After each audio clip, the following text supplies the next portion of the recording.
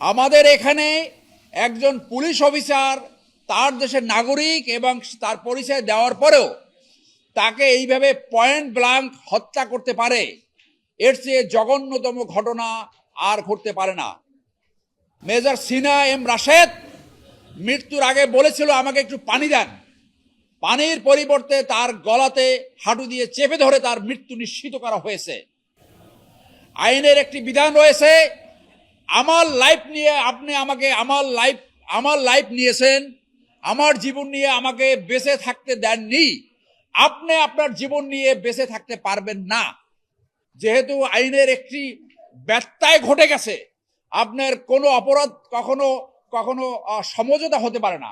সেই সময় পুলিশের একটি অংশ রাওয়ার অফিসারদেরকে সমঝোতার প্রস্তাব দিছে, যদি এসপি মাসুদকে আমরা চার্জশিটে দেই তাহলে আমরা চার্জশিট দাখিলই করব না। সেই পরিস্থিতিতে এই ধরনের একটা সমঝোতা, সেটাও আনলফুল, সেটাও বেআইনি। অতএব যারা এই ধরনের সমঝোতা করেছে এবং সমঝোতার জন্য চাপ সৃষ্টি করেছে, এসপি মাসুদকে যারা এই এই অভিযোগপত্রে আনতে বাধা দিয়েছে এবং তার উপরে আরো দুইজন সুপারভাইজিং অফিসার ছিল, ডিআইজি চিটাগং রেঞ্জ এবং আইজিপি। আপনাদের স্মরণে আছে, আইজিপি ফোন করে এসপি মাসুদকে বলেছিল, দেখো তো মাদক টাদক পাওয়া যায় কিনা, অর্থাৎ তাকে মাদক মামলায় জড়াও।